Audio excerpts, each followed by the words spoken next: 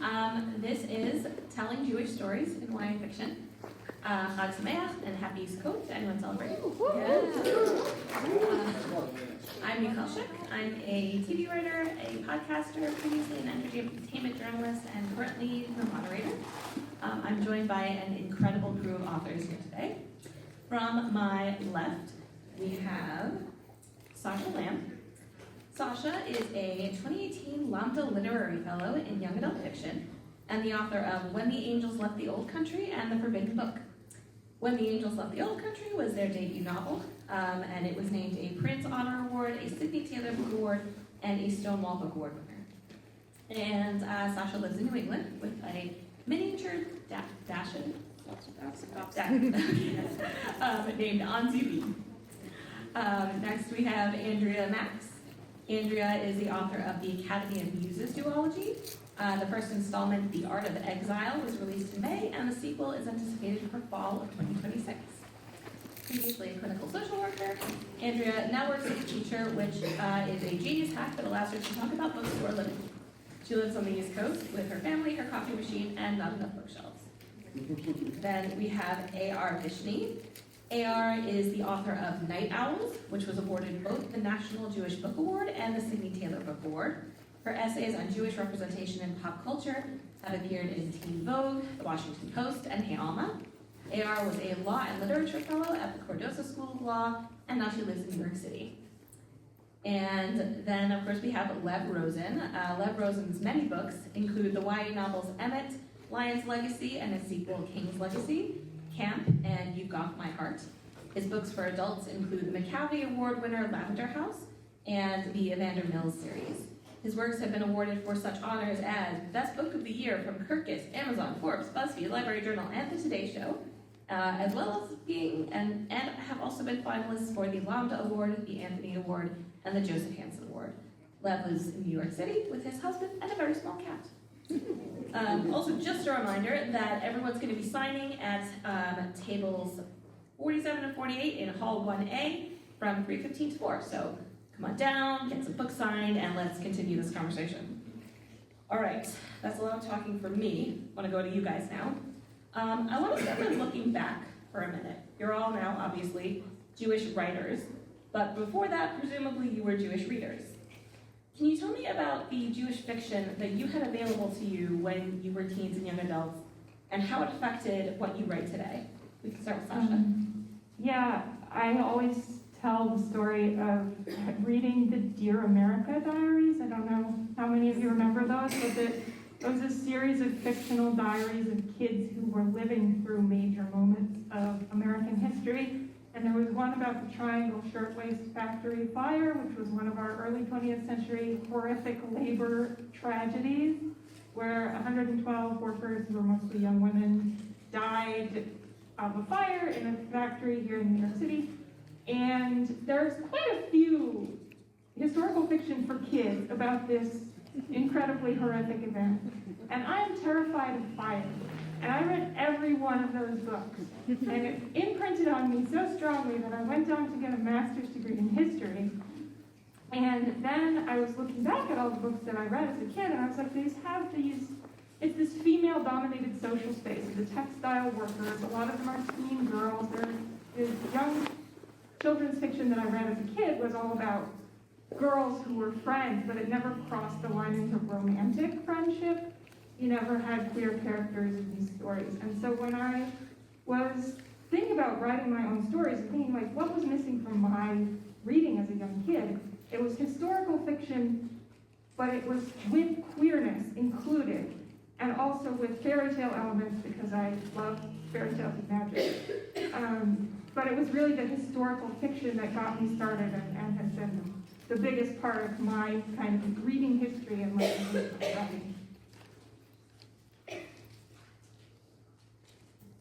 Yeah, so I read the All the Kind family series, but besides that, I would say it was like, Number the Stars and the Devil's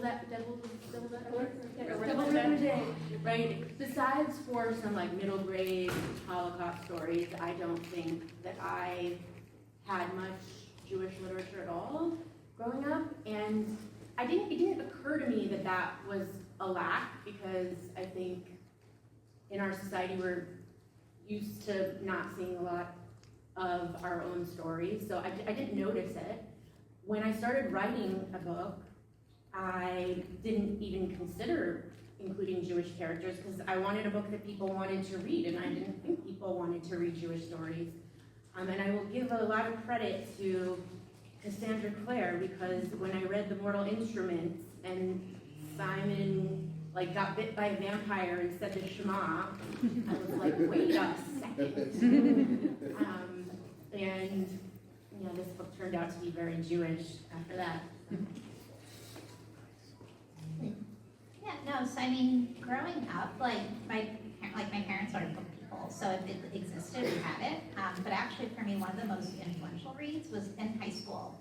If anyone's from the Boston area, there's this Hebrew college post-bar mitzvah program called Post-Bar, and I took a course on Hector Carrot, and we read The Bus Driver Who Wanted to Be God, their stories.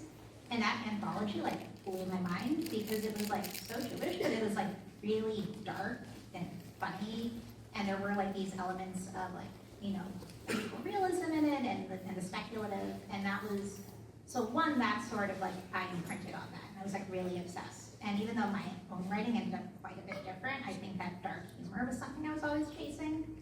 And the other piece of that class was we read an essay, Why There Are No Jewish Narnias. I think the essay was in the Jewish Review of Books by Michael Weingrad. And the premise, why is there not more Jewish fantasy being published in the mainstream?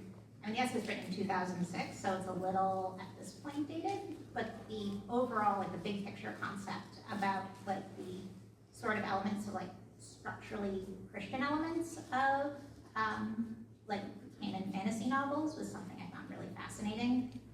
So that was something that really stuck with me, I think, when I sat down to write, and thinking about how do you sort of counter that when you're trying to write a Jewish fantasy. Yeah, I also didn't have much by way of Jewish books growing up. My parents, were trying, but there wasn't so much out there, and they were more interested in making sure I read at a very advanced level. So it was I was reading adult books by the time I was in 5th grade, but then it was everything I wanted to read, and then it was almost always just fantasy, dragons, constantly. And as AR just said, Jewish fantasy, not so much a thing. I did find some queer fantasy, which was very exciting for me at the time, in the form of Mercedes Lackey. But it wasn't until it might have been college when Cavalier and Clay came out, and I read that, and I was like, oh, that's a lot of stuff happening that feels very personal and applicable to my own sort of family history in a way that is also exciting, and so that was my first, I remember stories and shows from when I was little. There's that, isn't the Hanukkah Gremlin picture book, right? There we go, thank you.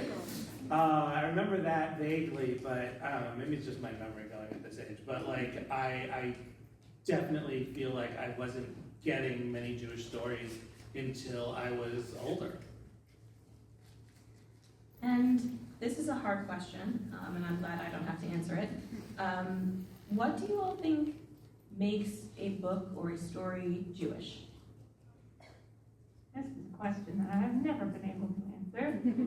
The closest that I can come to an answer for this question is a Jewish book or a Jewish story is a story that is consciously engaging in some way with some aspect of Jewish history or culture. But the thing about that is that's subjective. An author might not consider their book to be Jewish, and I pick it up and I read it and I'm like, yeah, that's Jewish. And I've even talked to authors before, at least one other fantasy author where I was like, what do you think is Jewish about this book? Because I thought it was really interesting the way you were using Jewish history in his fantasy novel, and he's like, oh, I don't think of it as a Jewish book at all. So the answer is, I guess if you want it to be a Jewish book, than it is. Yeah, I think anything written by a Jewish author inevitably is going to be a Jewish book. And I do think there's something to be said for purposefully engaging with Jewish history and Jewish identity. But my book didn't start out Jewish. And part of the reason, besides for some wonderful people like Naomi Novik and Cassie Clare and Lee Bardugo who inspired me to make it more Jewish, part of the reason it became more Jewish is because inevitably the world building I was creating was coming from my own experiences, and my own experiences shaped something that felt very Jewish. And the more I noticed that, the more I leaned into it. But I think even if one chooses not to lean into it, it's probably there. No, I mean, I served on like the Sidney Taylor Award Committee previously, so we had like a very specific definition where it was like, there has to be like Jewish content on the page, and it has to be authentic, and it has to be, it has to be significant enough that if you took it out, it's a different book. When I'm not on an award committee, then it's, I think of it a bit more broadly, but I still kind of go back to that idea that if you took out the Jewish content, it would be a totally different story. And to me, that's like the difference between like a Jewish book and maybe like a book with a mention of Hanukkah at one point. Yeah, I was on the National Jewish Book Award award committee once, and it was me, super reform, pagan, and it was 2 Orthodox Jews and 1 conservative Jew. And so we had to have this conversation about like what, because there was one book that we all agreed was very good, but the Jewishness in it was like, well, I'm Jewish, and our Jewish tradition is like, I eat bagels when I see my father.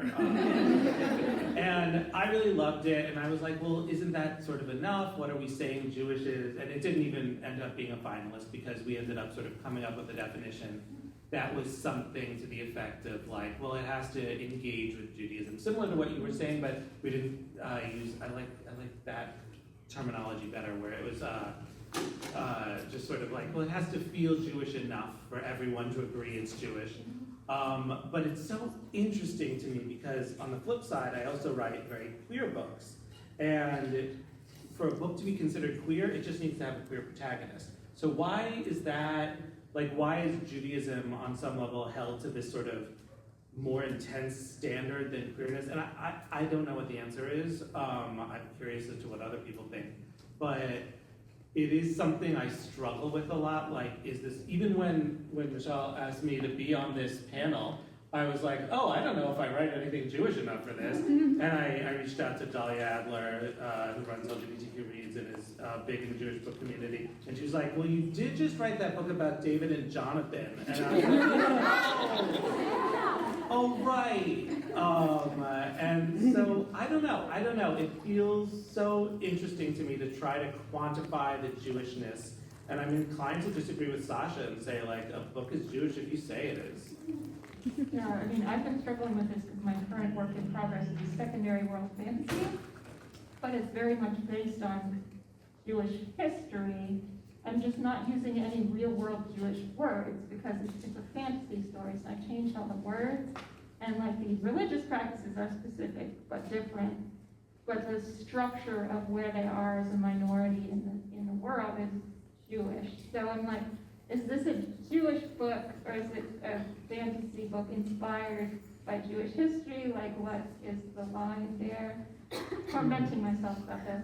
No, I think about that too, because I like go back and forth on wanting to write a Jewish-inspired fantasy novel, and it's like, you think about Narnia, and in Narnia they have, oh God, the queen gives him what, Turkish delight? But no one has a bagel in Narnia.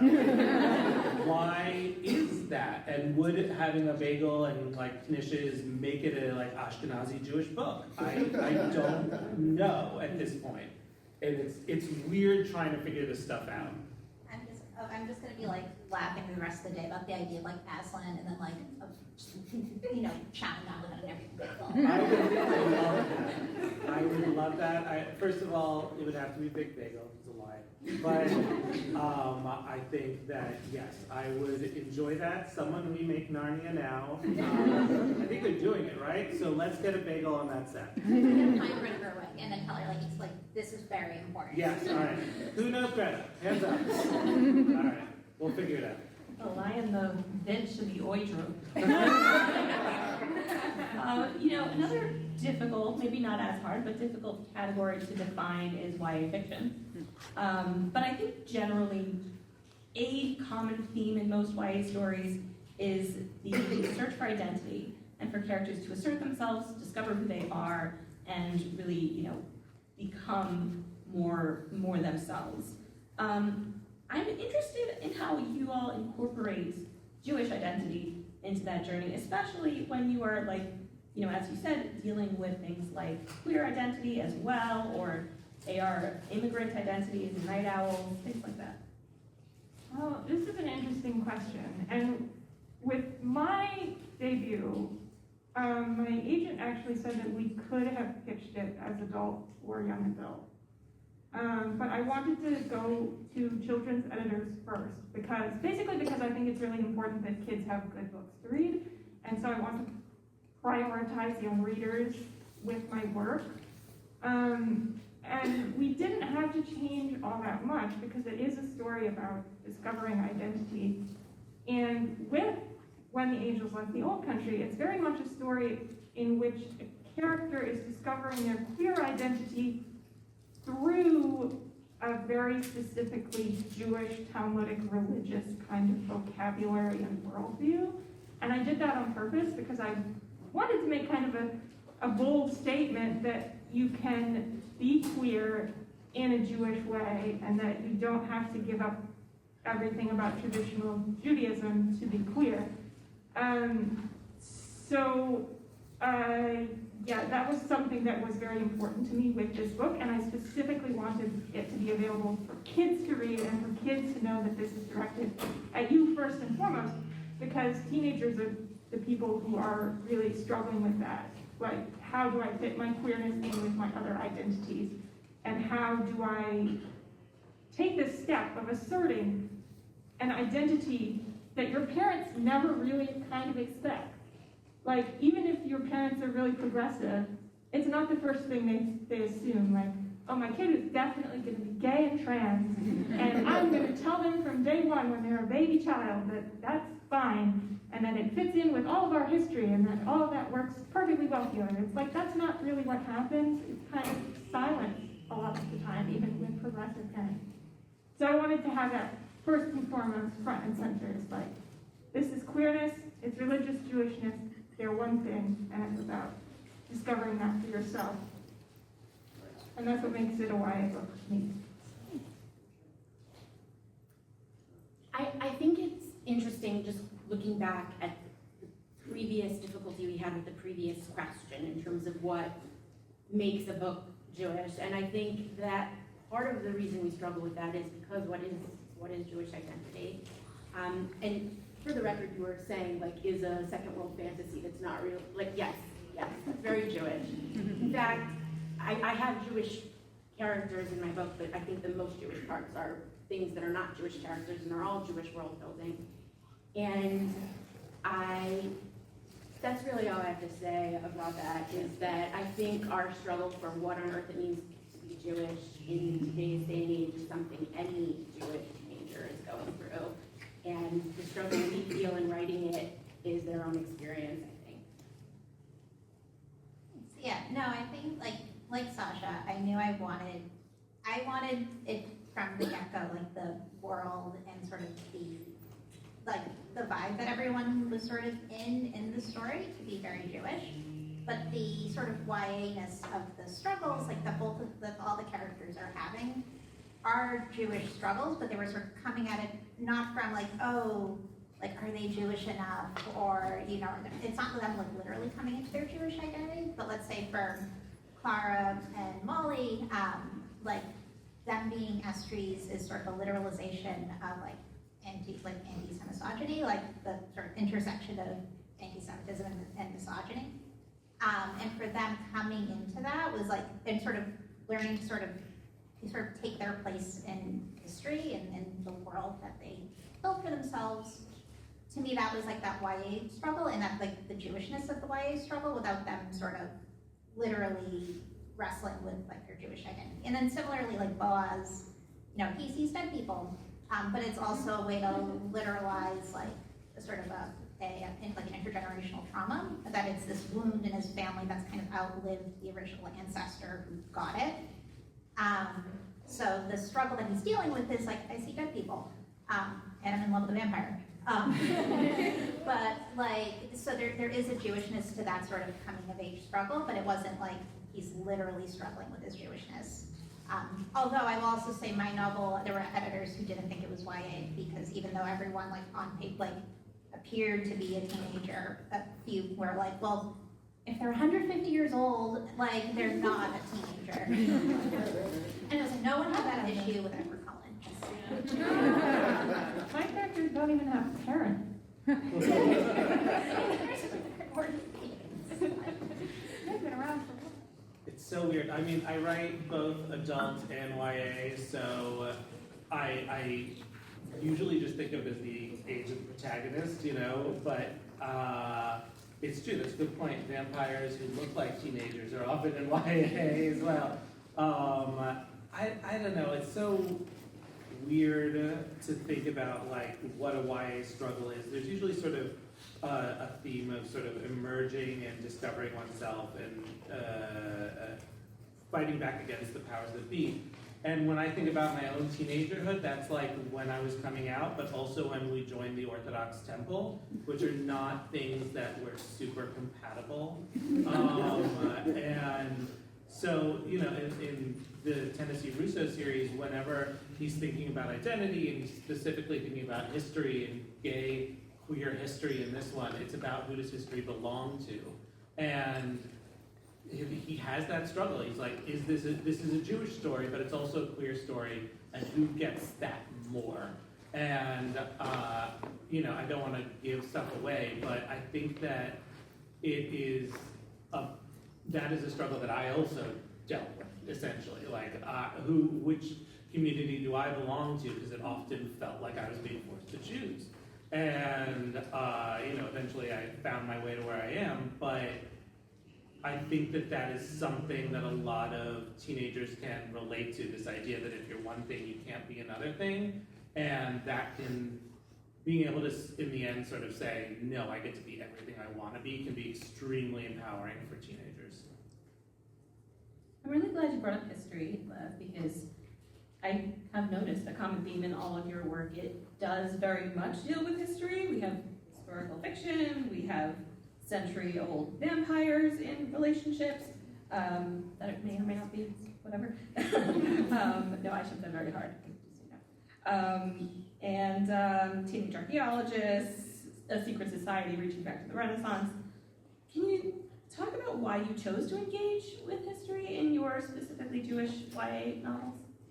For me, it was definitely part of it was that's what I know. Like I said, I read a lot of historical fiction growing up, and I have a master's in history. And with Angels, most of my research was about Ellis Island immigration, and it was actually done for my master's thesis. It was not done for writing a novel, and then I just read the novel for fun.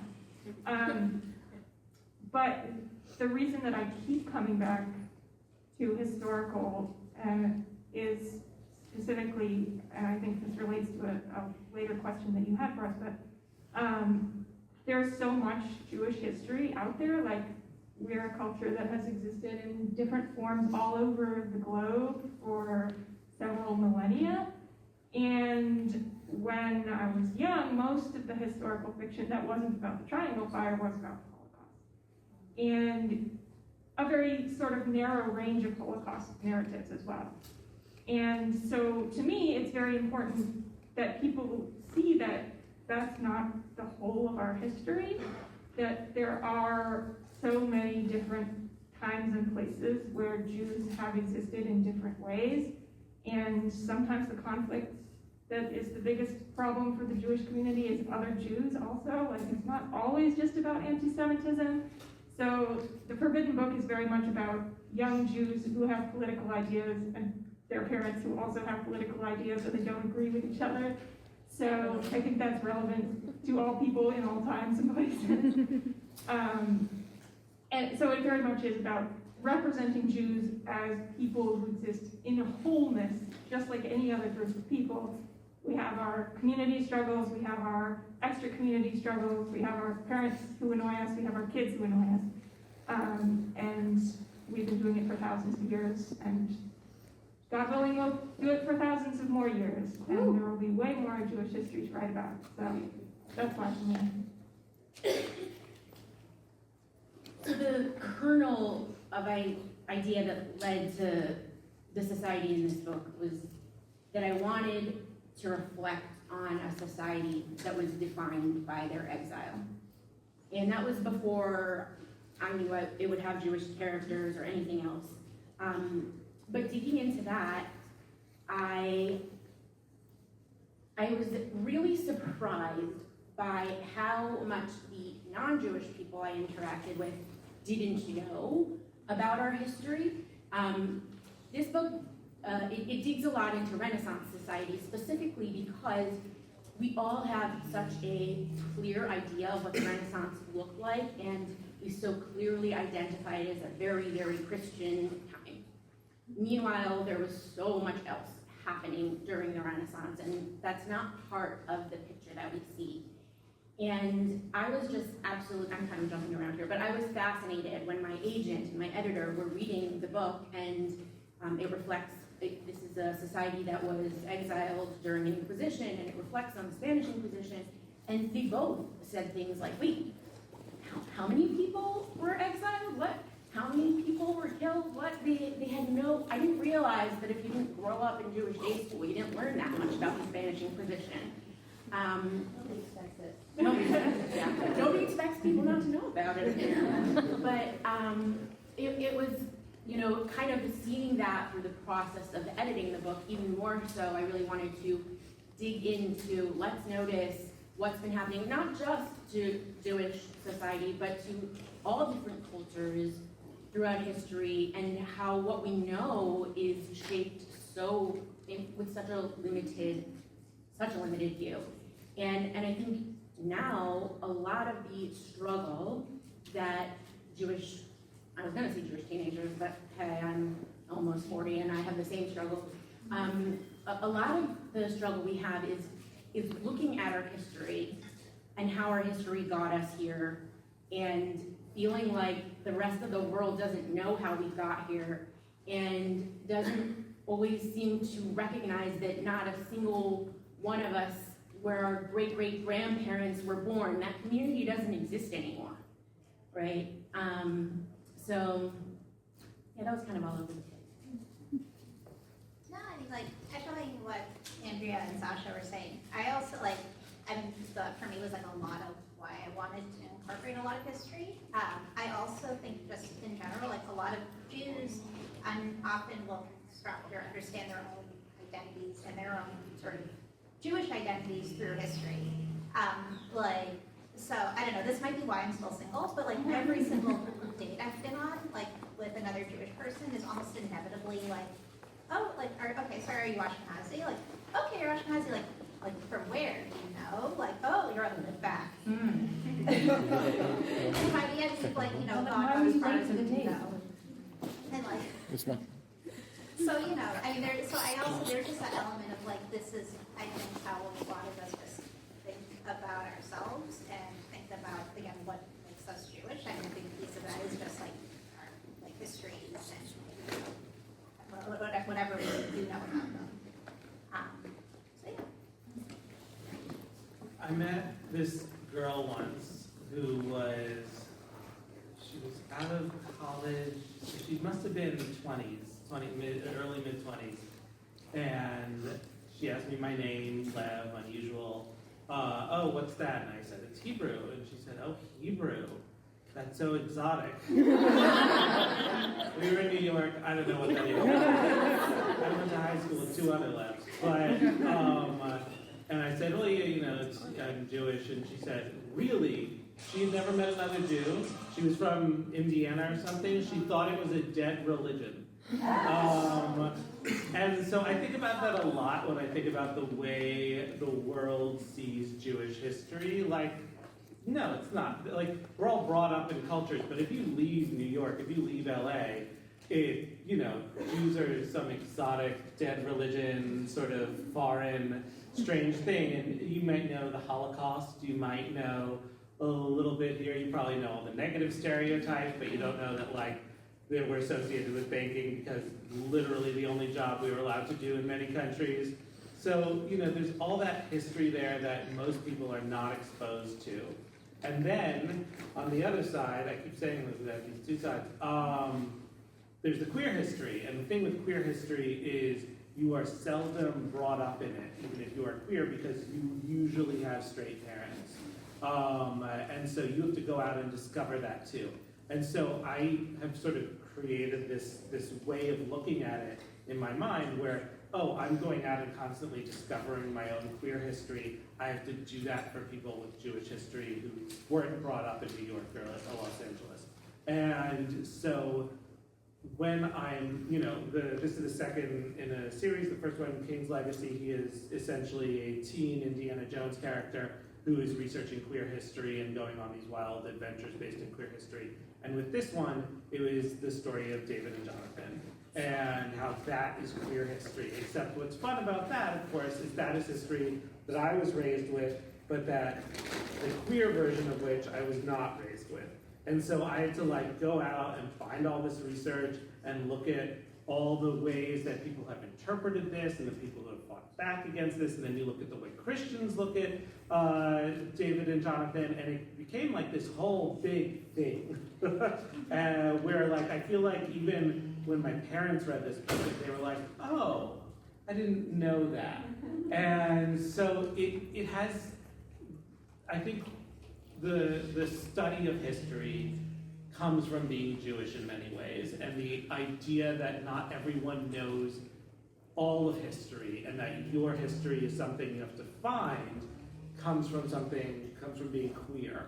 And so weaving those two together is something that I think is joyful and really exciting, and is something I enjoy putting out into the world more than I can say. I actually do want to ask you all about Holocaust fiction. I don't think we should spend too much time on it, but I think it's important to raise. What's your perspective on, especially now, today, we have a very large backlog of Jewish Holocaust fiction, a lot for children, as you mentioned, Andrea.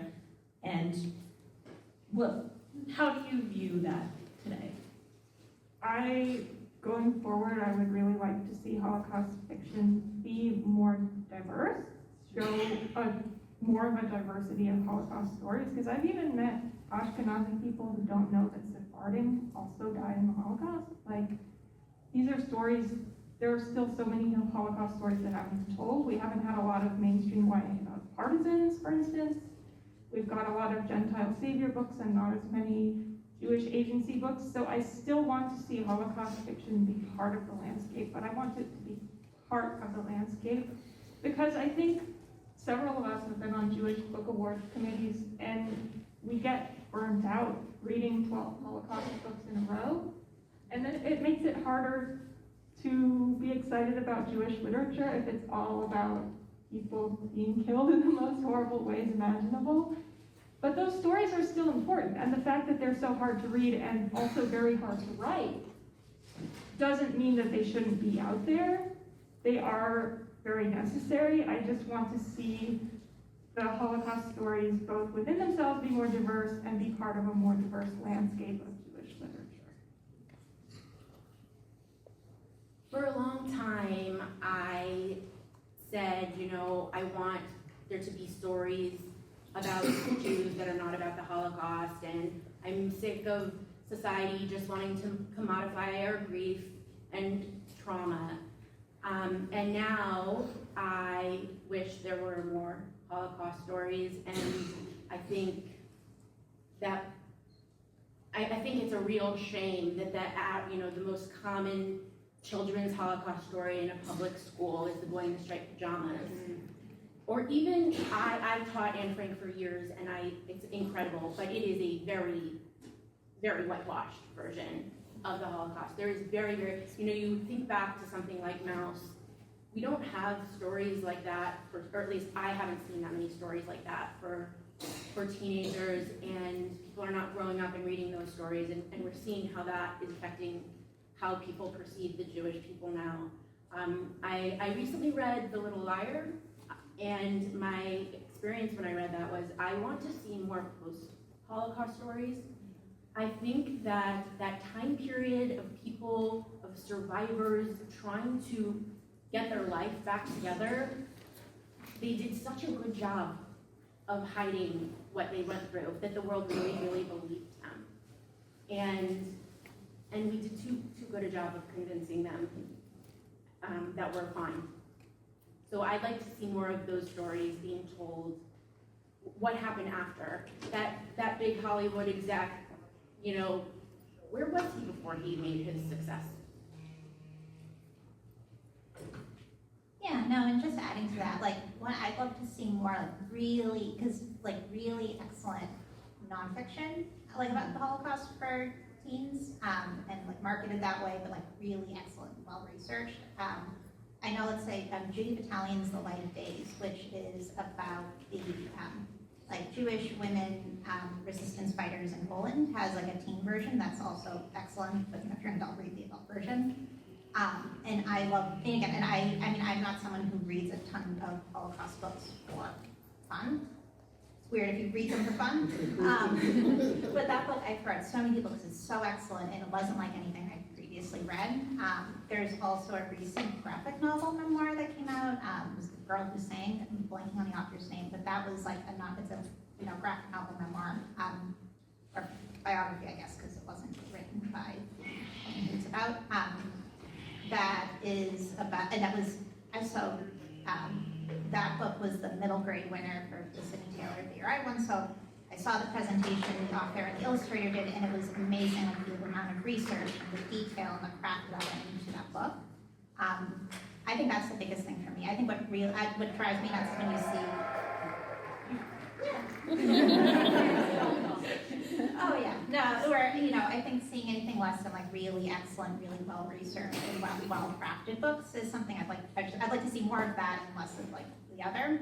And what Sacha was saying, I'd like to see in general, if you're going to do a Holocaust book where the Jewish character that has agency and isn't the side piece into some non-Jewish Gentile saviors, plot. Yeah, it's interesting. I mean, on some level, I'm we have enough, but at the same time, I agree with what everyone has said here. More diverse, more well-written.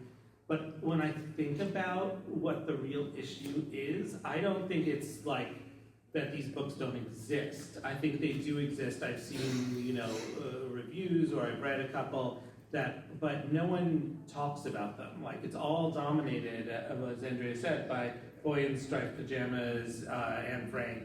And I don't know how to fix that problem, but I don't think of that as necessarily being a Jewish problem. I think of that as being a problem with greater society. And, if we can, I would encourage us all to essentially, reach out and be oh no, take that boy with the striped pajamas out of someone's hand and put something else in. But it's difficult because you don't want people to forget in this time of Holocaust denialism, but at the same time, it's not the thing you want us to just be known for. And so what it really comes down to, I think, is more Jewish stories, period. Not just Holocaust stories, but more Jewish stories, period. And none of this Goyim savior stuff, because that gets, it's really weird and uncomfortable too. And especially when you meet someone who has only been exposed to Judaism through those books, that can be really weird. So that's my biggest piece of advice, I guess, is to have a little list of Jewish books that you think are real quality ones, and anytime any of your non-Jewish friends are well, I read Boy with Striped Pajamas, be like, no, you have to make up for it by reading at least 3 off this list. That's the way to sort of spread our history and stuff. And also publishers. I will say, I did once try to sell a book about the 43 group, which was after World War II in England, Nazis were like preaching on the streets and being like, just because we killed them doesn't mean they were wrong about everything. And the 43 group was this Jewish group that went around and literally beat them up. And I was told it was too angry and violent. There's bits of history like that, and I'd encourage publishers, if there are any in the audience, or I need to be like, yeah, I'd love to see something like that. Come to me specifically. Yeah, no, I will say that my first book that went out and stuff, that is now going to sit in a drawer forever, was like a really cool, like, queer Jewish medieval story, and one publisher did say, like, it's explicitly in the email, they were like, oh, we only publish historical fiction about the Holocaust. So. You're telling me what publisher that is afterwards. Oh, yeah, no, that. We're being recorded, so not right now. Yeah, I want to just quickly recommend one really good recent Holocaust book, which was The Blood Years by Ilana K. Arnold, which won the National Jewish Book Award last year. Was it about Sidney Taylor? Yeah, it won the Sidney Taylor as well. It's really, really good, about sisters and a mother and their really complicated relationship with each other that becomes all the more complicated because of the way the world works. Really good book.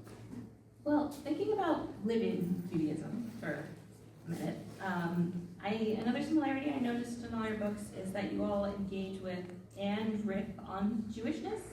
You do tradition, language, text, belief. Can you talk about how you approach this? Let's start with love this time, because, yeah. So we're talking about how we approach riffing on Judaism? Riffing and incorporating.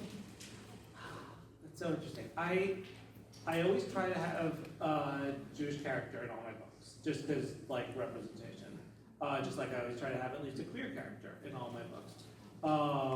And that is where I start.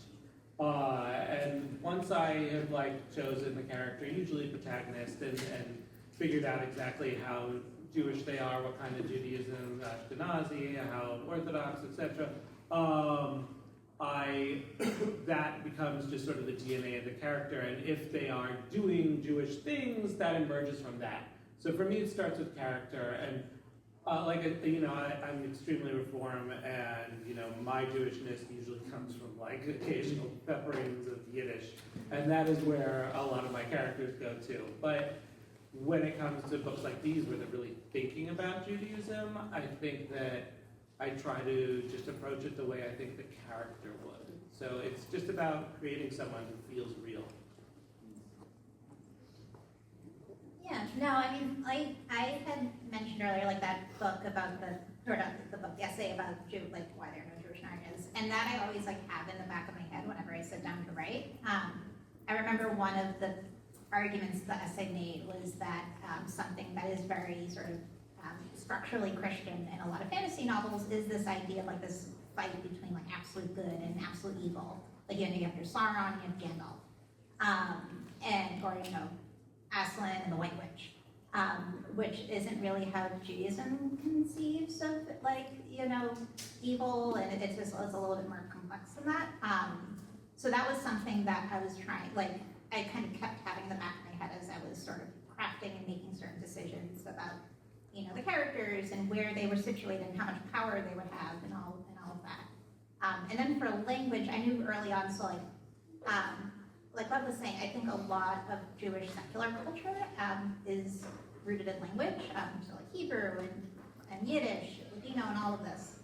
And it's one of those things, especially I think, coming from the U.S., where you're like, I think we're tend to be a monolingual culture, and that's sort of lost. But I always looked like my grandparents all spoke like 5 languages at least. So I really wanted that to be present in a book and have that be like a really natural piece, which is why, like, the characters, there's like a lot of Yiddish, and like Boaz speaks Hebrew with his aunt, I just wanted that to be on the page and to be like very present, and because to me that was both like what feels authentic to me, sort of having like, you know, growing up in a household where like my dad spoke Hebrew and stuff, but also because I just think that is so much of what Jewish history is. It's rooted in this like language is a big piece of that. And I'm very grateful to my audiobook narrators who like, you know, manage that, because that my Yiddish isn't nearly as good as theirs was.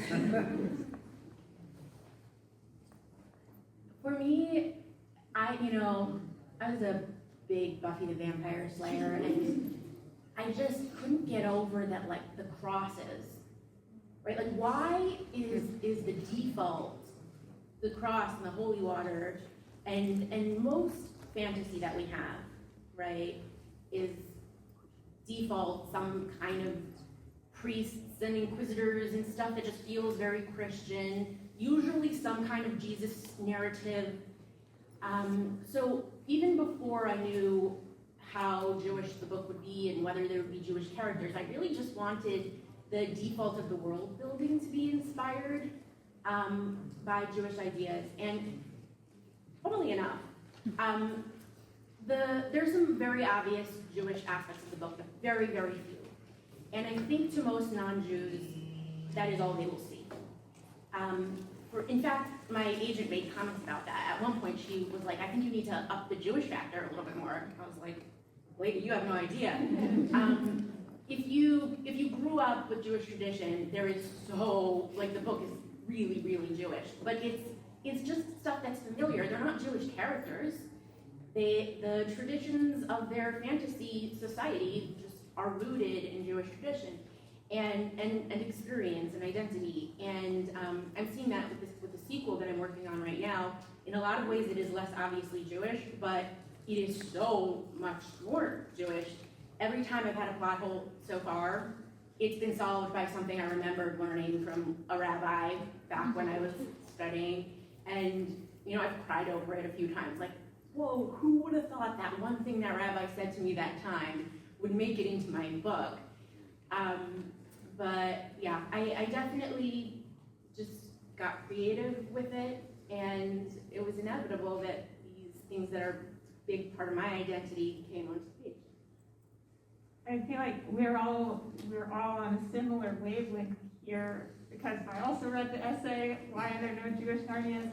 And I'm also thinking about all these questions, and with angels specifically, people often compare my book to Good Omens, because it's about an angel and a demon, and an angel-demon friendship situation, right? So it's obviously, there's a comparison to be made, and I think that Good Omens is a great book. I've read it at least 3 times. It's really funny. It's also a book that takes place in a Christian universe, explicitly. The plot hinges on the fact that the book of Revelation is real. And if the book of Revelation and sort of the Christian history that follows from it are real, there are some anti-Semitic myths that are also true.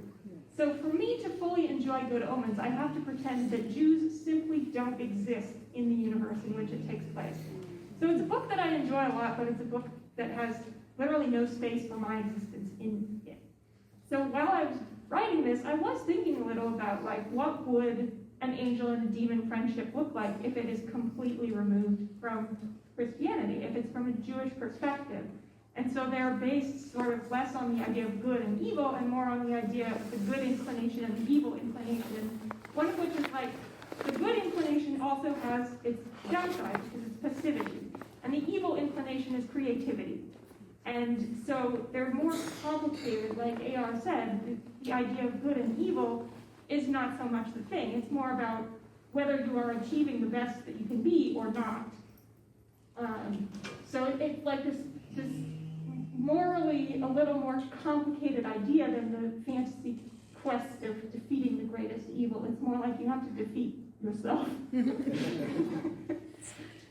On a more macro side of things, as authors, can you guys talk about any challenges that you faced writing Jewish YA that can be internal or external? You know, I think about a lot of stuff that I feel like, you know, I've talked about a lot of it in terms of like the sort of the struggle between making sure the Jewish identity and queer identity work in a way that feels more natural, but it also doesn't feel like, particularly antagonistic, even though it can sometimes feel that way for us, or it doesn't feel antagonistic by the end, I guess is what I'm saying. So that's always a difficult one, and then, yeah, that's where I'll end it for right now. Yeah, I mean, like, yeah, I could do an airing of personal grievances. We won't do that today. No, I mean, honestly, like, when I was writing the book, once I had sold the book, and I was working with my editor and the copy editor and stuff, and I kept thinking, like, oh, they're gonna tell me at some point that I'm gonna have to make this less Jewish. It was like, it's really Jewish. And I never got told that, but the funniest thing that did happen was the copy editor, like, just didn't get things. And would never tell me to take it out, but there's like one, it's not a spoiler, like a shade at one point makes a joke to Boaz about like eating him. And then he says like, oh no, don't worry, I wanted a dairy dessert. But my copy editor was like, I don't understand this. And I was like, if you don't understand it, it wasn't meant for you. So but in the writing of it, I was very pleased. In the end, the book was the book I wanted it to be. And like, I came to writing as someone who wanted to write Jewish stories. I mean, that's been sort of, in undergrad, I was an English major, but I was like a Judaic studies minor, and I wrote about my thesis was about like the Jewish damsel in distress as a character in Victorian literature. Like, this has always just been something I sort of knew I was writing towards. So there was never a point where I'm like, oh, maybe I'll like write something else. I don't even have non-Jewish ideas. It's like, even if I tried. But yeah, no, I mean, and on the whole, again, I'm happy with the book I wrote because it was the one I wanted to, and I've never sort of had regrets. I would say my first struggle was just accepting that I could call it a Jewish book. Similar to the conversation we had earlier, but my book is not billed by my publisher as a Jewish fantasy, even though I very much think it is. But for a long time, especially, when there were opportunities for, does this book have diversity in it, and things like that, I had a hard time saying, yes, this is a book with representation, yes, this is about my marginalized representation. So accepting that it is a Jewish book and how Jewish I wanted it to be, and if I actually thought anyone would want to read it if they found out it was Jewish, was a struggle. But leaning into it turned out to be a good idea. Another one was fear of offending people. I make magic systems out of, Torah ideas that are used by non-Jewish characters.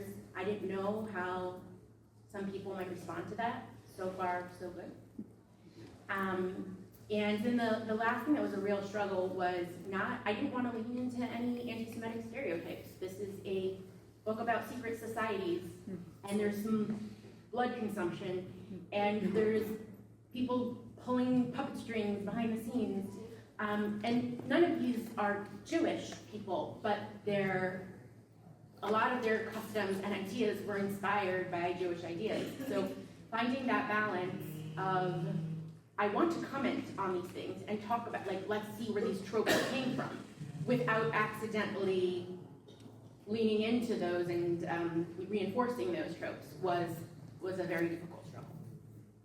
Yeah, for me, I'm very lucky because both my agent and my editor are Jewish, and I think that we are a little luckier than some other minority groups in that there are lots of Jews in the book industry, so there are more Jewish gatekeepers than, for instance, Black gatekeepers per capita. But at the same time, there's so much internal pressure not to represent us badly, because there are so many negative representations of Jews in the world. So with my first book, I was like, I have this gay, disabled Jewish demon, and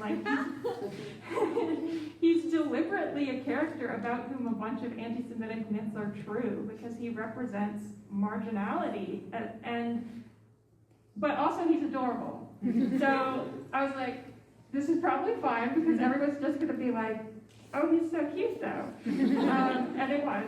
And then my second book, I have a couple of old Jewish men who are hiding a secret magic book and not telling people about it. And I was like, this could go so wrong. But there's like 10 Yiddish words in the first few pages. So you go into it knowing that this is a Jewish world and like a world that takes Jews seriously and like also really loves Jewish culture. And that way I feel able to stretch my wings a little bit and represent some of the problems that we have, because people have problems, right? Like Jews are people, that's the whole point. And people are going to do things that are bad sometimes. And sometimes your dad is hiding a magic book. And that's just how it is. So I feel the internal pressure really quite a lot. And I think we all probably do. Last question, and then if we have time, we'll open it up to the audience. What, if any, upcoming stories are you excited for in Jewish YA? And your own work does count. So we were discussing this like before the panel started. Like, unfortunately, there isn't much like Jewish YA coming out next year. It's like really bad, actually. It's like totally nosedived, the number of books that are coming out. I'm excited for whatever my fellow panelists write, books announced and unannounced. But yeah, it's actually like, it's not great. It's definitely like buy what's currently out there so that publishers know that they should be buying more of it.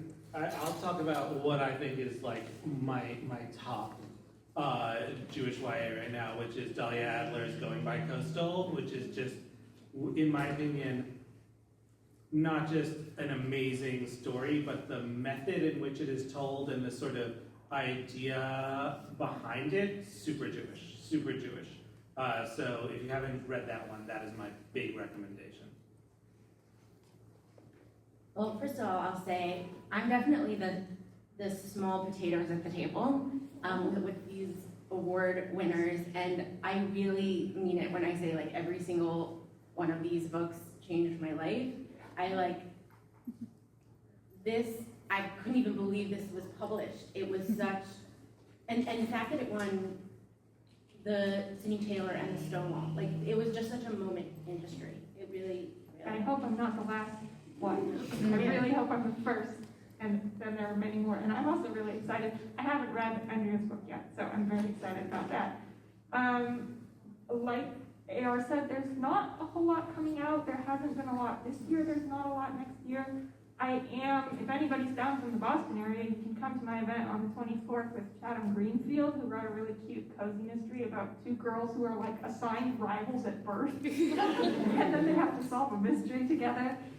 And I do have an unannounced book 3, which, like I said, it's a secondary world fantasy, and it's based on like early modern alchemy and Kabbalah, and kind of, it's not about the golem, but it's about the milieu that the golem legend came out of, and it's about a girl who wants to be an alchemist, but it's, first of all, only one of the religious minority can have an alchemy license, and second of all, it has to be a man. And so she finds a different way, but the different way ends up getting her tangled up in politics. Oh no. So, Sounds amazing. Oh, also, while we're like also recommending books, something that came out really recently that is fantastic, and especially in New York Comic Con, and it's a graphic novel. Eugene Yelchin's follow-up to his like middle grade memoir, Genius Under the Table. The new book is, I shouldn't have to tell you this, is fantastic. If you're familiar with Yelchin's work, it's like really cool and very stylistic, and it's about his experience as a young adult and young man growing up at like in the Soviet Union in the 80s, and it's really fantastic, and it gave me nightmares in the best way. I wanted to gush a little bit more about Lion's Legacy. It was another one that I bawled my eyes out. That's the first from that series. The feeling I had when I read that book, I'm a teacher, and knowing that my students had a book like that when we didn't have books like that growing up, it's been so exciting, the Jewish YA that has been coming on the scene, and that makes it even more sad that all of us went to say, hey, what's coming out that we can say we're excited about, and pretty much just, you know, Sacha saying she has a book coming out, I have a sequel coming out. That's all I know about. So we had a moment of amazing Jewish YA, and I really hope we're gonna see more, because these books were, I mean, for me, they were life-changing. And I know the market is slow across the board, even romantasy slowed down. A lot of us have been feeling a little depressed about it, so please, if you do have spare money, buy books. I'll also tell you a secret. The title of my book is changing. It's coming out in paperback under the name Academy of Muses. So that is the news, the secret, in case you want to tell people about it one day and it no longer exists under this name. That is why. I have an original signed copy, I'm just saying. Any questions from the audience? Talked about like how there wasn't a lot of Jewish books when you were kids. Do you have any books that you've read now that are like by Jewish authors or have Jewish stories that like you either want to shout out or be like, this, I wanted that when I was a kid? I really like The Pomegranate Gate and its sequel, The Empire of Salt by Ariel Kaplan. It's set in the Spanish Inquisition, and there's like a parallel Inquisition against the Jewish fairies in Demon World, and it's so good. The protagonist has this like Talmudic mind that she uses to do demon contract stuff, and she annoys everyone so much. So Jewish. I would also call out A City Beautiful. My one. It is, that book is a masterpiece by Aiden Polydoros. Yeah, highly recommend. A World Worth Saving by Kyle Yes. Lukoff. Yeah. National Book Award. Yeah. Oh, yeah, was it? Nice. Yeah. The Joker. First off, thank you guys so much. I didn't even know this was a thing. Like, this is great. My question to you is, because you were mentioning different times in Jewish history and different parts where you took your ideas and woven it into your books. The more like Game of Thrones times in the Jewish era was Navi, and that's my favorite subject across the board. And you know, growing up in Orthodox, and anytime there was non-Jewish books, it was like either there was Jewish, like very Orthodox, or non-Jewish. There was nothing like this. So I was wondering if you guys ever thought about putting in those ideas of very like medieval times, because I think if they even made a show about like Navi, it would be even crazier than Game of Thrones. So. No, He's right-handed, but he's left-handed. I would love to do, like, I would love to write medieval stuff. Again, it's real, the one sort of YA sort of specific thing that it's quite, in the YA, it's very hard to sell historical fiction. But if it were up to me and I ran the zoo, there would be so much more medieval Jewish YA. I mean, honestly, from your passion, I want to be like, why aren't you writing that? Maybe I gotta start. Yeah. I think it's an inevitable problem, right? Like, I have a 7-year-old who wants to dress up like a knight, and I can't find a knight costume that I'm not sure isn't a crusader. It's a tough, like, there's a reason that we don't see much Jewish fantasy there, and there's a reason we feel so left out of that time period. And yeah, I want to see your stories, but I also want to see that engaged with, because I wish there was a little bit more acknowledgement about where that aesthetic comes from in the first place. You would have loved the book of mine that died on sub. Slide it into my inbox. Over here. I have 2 questions. One, where can we find more of your work and like contacts for you? And the other is, where do you guys get your inspiration from? What's like a place that that could spark more stories? I'm on sachalam.wordpress, and you can also find me via my publisher, Living Querido. I'm sachalam.author on Instagram as well. And let's see, where do I get my inspiration? Mostly from reading history, and sort of going back to the question about the Middle Ages. There's kind of not as many books about nonfiction about the Middle Ages from a Jewish perspective. And I think part of it is because Jews spoke so many different languages, and if you know modern Hebrew, you don't know medieval Hebrew. You might not know how to read people's handwriting in office. So it does become quite complicated to study, but I found out that I knew more about the Jewish Middle Ages than I expected to find that I knew, just from books that I had read for fun. So I think there's also a kind of a research barrier for people, but I love history. I love Yiddish literature, like classic Yiddish literature, like Sholem Aleichem and Isaac Bashevis Singer and Mendele the bookseller, and also Bashevis's sister that he wouldn't help her publish her work. And there's so many Yiddish authors who are really cool, and you can find their work on the Yiddish Book Center site. I can be found at Andrea to the max on most socials and at andrea-max.com. And inspiration I mostly get from reading other books that I love.